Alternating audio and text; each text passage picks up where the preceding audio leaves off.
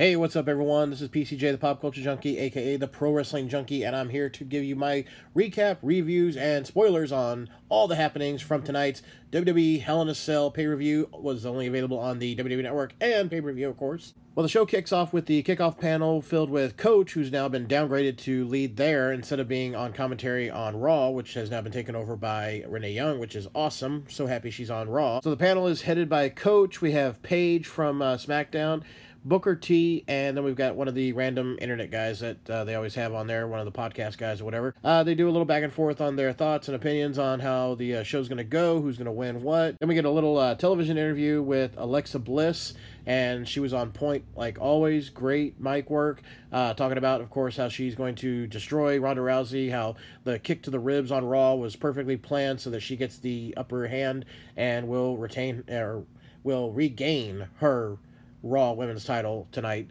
Loved how she accepted questions from Coach and from Paige, and then when David Otunga was part of the panel, he goes, "Oh, okay, I want to ask you a question." She's like, "Yeah, no," and just walks away. It was beautiful. I loved it. So we go to our first match of the night. On the kickoff show, we have the WWE SmackDown Tag Team title match. The newly crowned champions, New Day, Kofi Kingston, and Big E, defending against Aiden English and Rusev with Lana at ringside. Now, my prediction for this one was the New Day. I was hoping to be wrong. I was hoping Rusev and Aiden English to win, but my prediction for this was going to be the New Day. And New Day picked up the win. The match was very good, though. This was a great match. All four participants did a great job.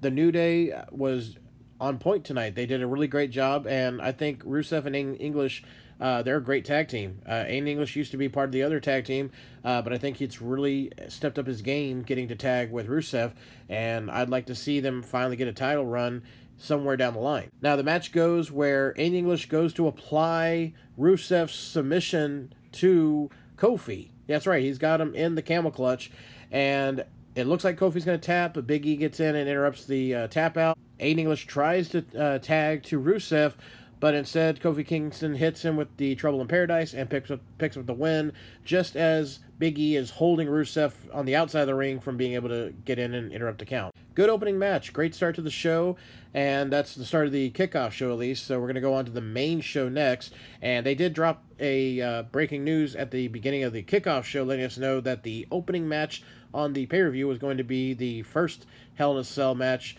for the night, which would be Orton versus Jeff Hardy, and we'll see what happens there, because obviously something big is going to happen with Jeff Hardy. You know that. The first Hell in a Cell match of the night, Jeff Hardy versus Randy Orton, in a feud no one asked for, no one needs, and we could just move past this, and I'd be perfectly happy never even remembering it. So let's get to the match itself now, okay? Jeff Hardy has never been inside of a Hell in a Cell before, which is surprising considering how much of a daredevil he has been in all the table, ladder, chairs, and table, ladder, and chair matches, so forth. Well, this match involved all that. We had tables, we had chairs, we had ladders, we had Randy Orton bleeding from the back and from his leg at one point as well. He did take a lot more punishment than I expected. Usually Orton is not willing to do any selling, nor will he take any actual punishment. And for the most part, at the beginning of the match, Jeff Hardy looked like he was bouncing all over the place, and really he was throwing his body at Orton, nothing else at first. Then whenever it was Orton's chance to get some offense, he was bringing out the chairs and such to actually, connect with Hardy. But later in the show, I was surprised to see that they flipped it around one more time, and Hardy got in a lot of hits with tables and chairs and ladders and so forth. So at one point in the match, the part that made everyone a little uneasy to watch was where Orton goes outside to the underneath the apron, pulls out a toolbox, and it, everything goes everywhere when he pulls the box out, and he picks up a screwdriver, comes back in the ring, and the announcers are going crazy thinking, oh my gosh, this is going to get real violent. And all he does really is he slides it into the ear hole on his earlobe on Jeff Hardy, and he begins twisting the screwdriver around a couple of times, which, I mean, really, the part of the skin's not really going to hurt that much, but he does that, makes everyone feel a little uneasy and queasy, just like he's been pulling on his earlobe all this time during the build-up. But, yeah, the announcers really sold it really well, and you could even hear the audience kind of getting a little squeamish in their seats over it. Then finally we get to the build-up, the climax of the moment. Here it is. We've got Randy Orton lay down on the ground. Jeff Hardy puts a chair on him after delivering a twist of fate, goes to the top rope to attempt a swanton bomb for the third time he's attempting. Any moment now I'm expecting them to do some kind of stupid version of that RKO thing where he just stands up out of the blue and, catches him in the midair. No, Hardy connects with the swanton, but Orton kicks out with authority. Like, he did a horrible job of selling in this matchup. For all the punishment that Jeff delivered, Orton kicks out with no issues at all. Like, oh, I'm up. And just wish he would put a little more effort into that sometimes, but he's not known for that, obviously. So then we have Jeff setting up a lot of furniture where he's got the little size ladder, the taller ladder, and then he has a table set up on the end there. He does another twist of fate, which looked more like a stunner. Orton lays on the table, but has one leg very obviously hanging off so that he can easily slide off. Jeff climbs up and gets to the top of the tall ladder, realizes he can't really do a swanton from there because of the cell's roof, so instead he climbs onto the cell and turns himself sideways to where he's perpendicular to how Orton's laying, and he starts to swing his body back and forth, and then we see, clear as day, Orton roll off the table. Just then, Hardy's body swings backwards just enough. He lets go and just falls flat on his face, crushing the table, knocking himself out. Orton then runs over, full of energy again. Again, horrible sales job here. Full of energy, runs over, pins Jeff Hardy, tells the referee, do your job, pin him. The ref's like, no, he's really hurt. Like, this is serious. He's like, I don't care, pin him. 1, 2, 3, the EMTs come out, and they put Jeff Hardy on a stretcher. They take him out of there, and Orton just stands on the corner of the turnbuckle, does his little pose, and they start playing his music, and that's a wrap. Started off a little slow, had some good moments in the middle where they actually did go a little violent, more violent than I expected, but the ending was bleh. That was a stupid ending. Did not agree with that. And surprisingly, no one left the cell. There was no interference. Some people were expecting maybe that Matt Hardy was going to show up and interfere and do something, but nope, we didn't get any of that. And they never once left the cell. And surprisingly, no one, or I should say Jeff, didn't do any dangerous moves off the top of the cell. That was kind of expected. That only makes me wonder, what are we going to see later on in the Roman Reigns versus Strowman match? Are we going to even get anyone out of the cell this time? Who knows? We will see. All right, that brings us to the SmackDown Women's Championship title match, Becky Lynch versus the champion Charlotte. This match I was looking forward to because I'm a fan of both, and it was a great match. Lots of back and forth. Becky tried many times to get the armbar on. Same thing. Charlotte tried to many times get any kind of submission on her, including the figure 8, figure 4 lock, whatnot. And the finish came out of nowhere. Becky Lynch is in the ring. Charlotte goes at her for the spear. Becky rolls through the spear and rolls up Charlotte and gets the 3 count and wins the Women's Championship. That's right. Becky Lynch is our new 2-time Women's Champion. So excellent job. Then afterwards, Charlotte is emotional. She's kind of in shock, and she gets up to go try and shake hands. Instead, Becky Lynch just holds the title up in the air and says, nah, I'm good. I got the belt. That's all I need. Don't give me this handshake stuff. Because, hey, they were talking lots of trash leading into this show. So, therefore, hey, Becky Lynch was like, no, I came in, took care of business, and I'm out.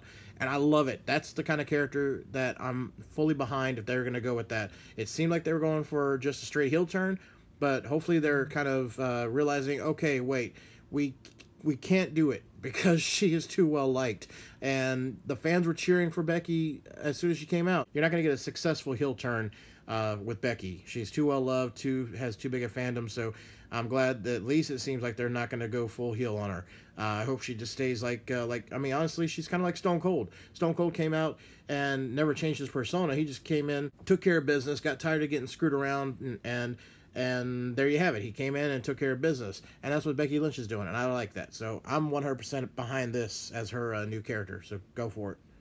All right, next up we have the Raw Tag Team title match. Drew McIntyre and Dolph Ziggler defending the titles against Seth Rollins and Dean Ambrose. This was a very good match. I mean, obviously, you got 4 of the most talented guys on the roster in this match. Lots of back and forth, lots of great spots, lots of great moments. But, I mean, really, the match was just really freaking fun and entertaining. If you haven't seen it yet, go watch it. You're not going to miss out. I highly recommend checking out this match. In the end, though, Rollins sets up Ziggler for where he does his suplex off the top, followed by the Falcon suplex, and just out of nowhere, here comes Drew McIntyre to hit the Claymore on Rollins.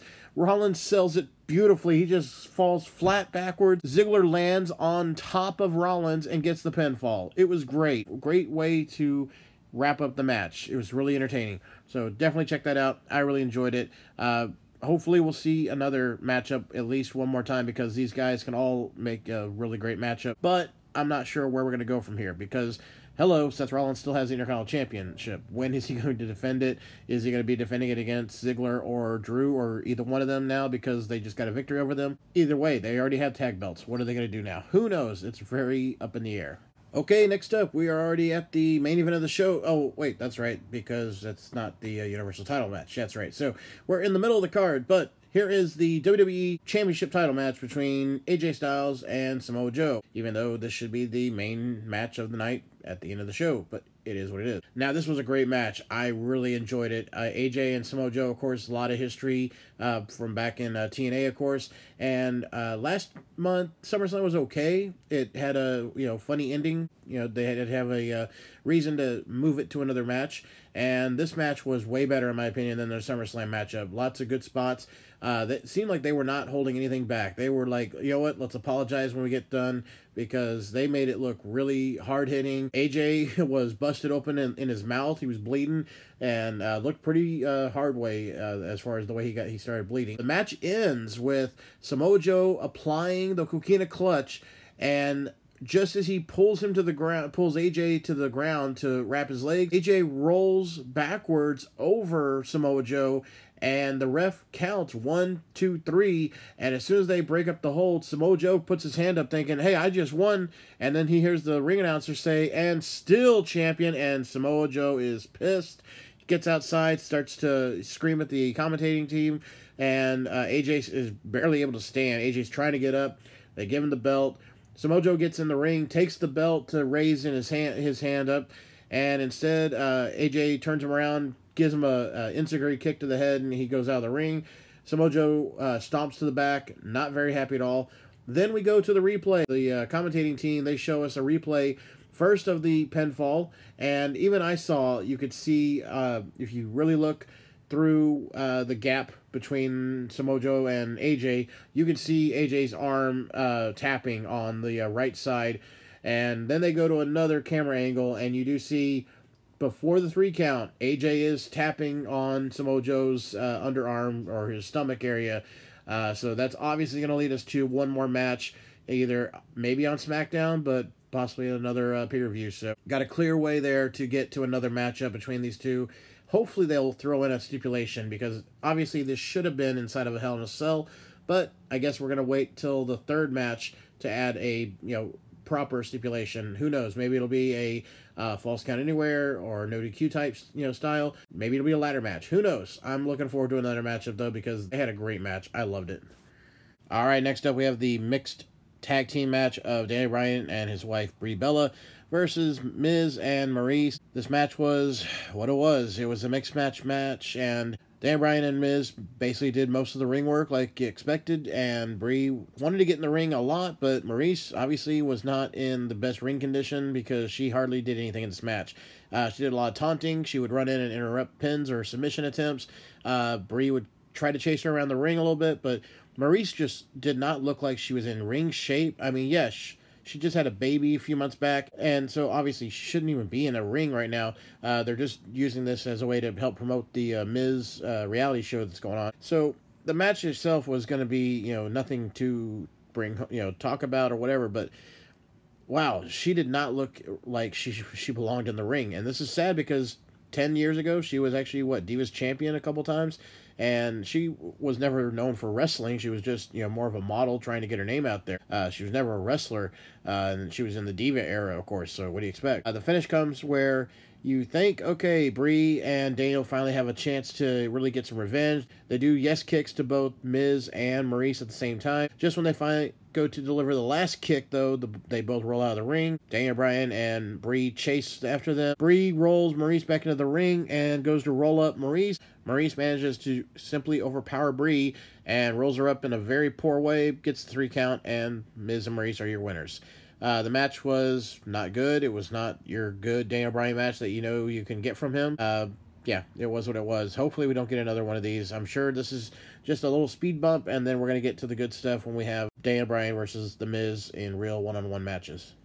Okay, next up we have the Raw Women's Championship title match. Ronda Rousey making her first ever title defense against the former champion, Alexa Bliss. Now, Ronda comes out to the ring with Natalya at ringside. Alexa Bliss comes out with Mickie James, of course, and Alicia Fox, for whatever reason, is still part of this. I mean, Mickie James was out for a few weeks, and they brought in Alicia to have, temporary sidekick, but for some reason, she's still part of this entourage. And what the hell was Alicia Fox wearing? I mean, it looked like she Gozer from Ghostbusters. Go watch, you'll see what I mean. So this match, of course, was a rematch from SummerSlam because that's where Ronda won the title, was at SummerSlam. Now, this match could have ended in 5 seconds again, like SummerSlam, where they basically had Ronda squash Alexa. But because on Raw they had Alexa Bliss attack Ronda's ribs and it gave Alexa Bliss an excuse to continuously have some offense, which was great. It was more of a back-and-forth match. Every time you thought Ronda was going to get the upper hand, Alexa just kicks her in the ribs again, and you think, oh no, any moment now, the title is going to change. This was a damn good match. It was really entertaining. I really enjoyed it, and Ronda Rousey, love her or hate her for getting the title so soon, she has picked up the wrestling game fast, and I give her props. I mean, people are comparing her to Kurt Angle. I don't know if that's a fair comparison or not, but hey, Kurt Angle came in from the amateur, Olympic wrestling, let's say, and then he picked up pro wrestling like you wouldn't believe. Ronda Rousey came in from UFC, and she has picked up the pro wrestling game like it's second nature to her. Amazing. So throughout the match, even though we already have Ronda at a disadvantage with the injured ribs, many times Mickie James and Alicia Fox attempt to either distract or cause any kind of interference they can. At one point, Alexa is distracting the referee, and both Mickie and Alicia have Ronda on opposite sides of the turnbuckle post, and they're pulling against the ribs. Looked great. But the match ends with Alexa Bliss. You think, okay, she's got her, maybe an opportunity here too. She's really working the ribs. No, Ronda Rousey goes full Hulk mode. She delivers her spinning Samoan drop, sort of. I don't even know what they're calling it yet. They haven't given it a name. And then she applies the armbar submission, and Alexa Bliss taps within seconds of it being applied. Natalya and Ronda celebrate, and that's it. So we still have Ronda Rousey as the women's champ on Raw. So Alexa Bliss was helped up to the ramp by Mickie James and Alicia Fox, and we'll see. Who knows? Where do we go from here? Who's going to challenge Ronda next? All right, everyone, so here we are. We are at the final match of the night. It is the Universal title match inside Hell in a Cell. Roman Reigns defending against Braun Strowman, who is cashing in his Money in the Bank briefcase. The match was pretty entertaining, I'll say it that much. Was it a match classic in any way? No, it was not. So the match begins with Roman and Braun just beating the hell out of each other. Everything was involved again. Kendo sticks, ring steps were involved. At one point, Roman Reigns attempts to connect with a Superman punch. Strowman connects with a choke slam instead, goes for the pin, and Mick Foley, who was the special guest referee, literally does count the 3. And Roman didn't get his shoulder up in time, but Mick had to improvise and go, no, it was a 2 count. But honestly, you watch it, it was actually a 3 count. So technically, Braun would be champion, but we know it was just a timing error. Roman Reigns goes outside to bring a table in, and that's when Strowman is on the other side of the ring, still collecting himself from being knocked out. And Roman decides to run around the entire ring to get to Strowman. Looked like he was maybe going for the drive-by kick. Well, here's what happens instead. He just gets the ring steps thrown in his face by Strowman. Strowman throws the ring steps inside the ring, connects again with them, goes for the pinfall, but again, Mick Foley only gets a 2 count. Then we get the table set up in the turnbuckle corner, and Roman spears Braun into the table, goes for the pin, but Strowman kicks out. Next up, we see Dolph Ziggler and Drew McIntyre at ringside outside the door of the cell, demanding the ref opens it.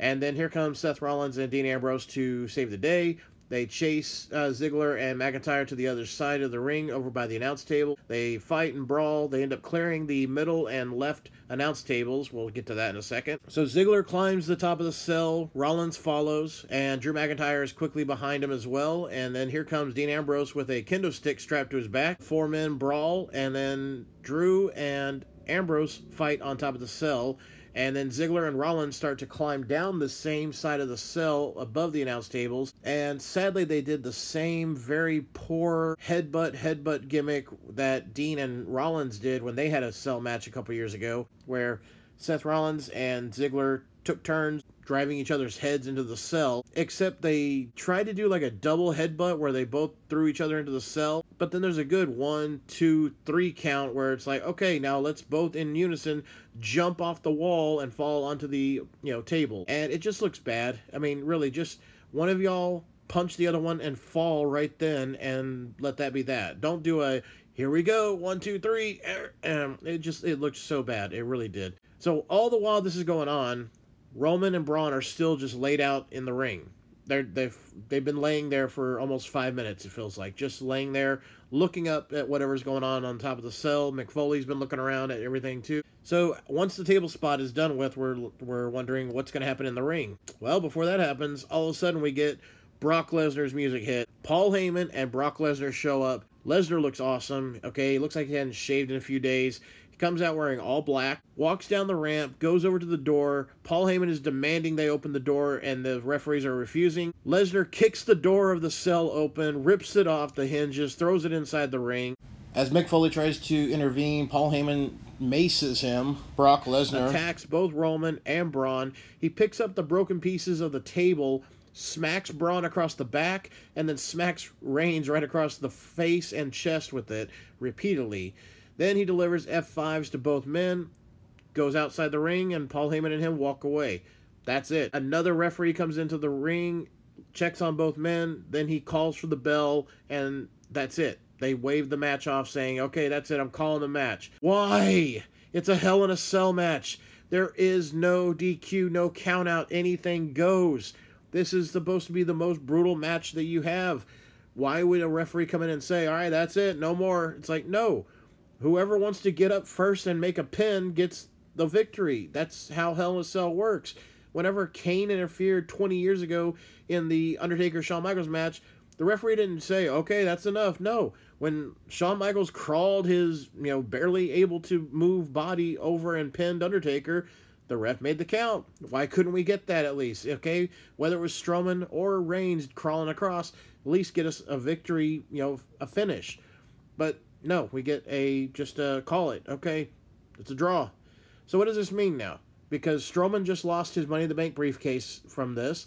He didn't get his title, and we don't get a clear win either way. So where are we going from here? Screwy finish to what I thought was a great show overall. The actual pay-per-view itself was good. We did get some really good matches, and I guess this is the only way they could get out of this finish, because they couldn't have Strowman lose right away after they've made him a heel and joined him up with Dolph and Drew. So, and they also got to set up the Super Showdown and Australia matchup, where it's going to be the team of Strowman and Ziggler and McIntyre versus Roman and Seth and Dean, the Shield, of course. So, yeah, it just seemed like, okay, we got to figure out some way to get to that tag match next, but really, you could have had a finish of some sort. Whether it was give Roman a loss here and have Strowman win the title. Who cares?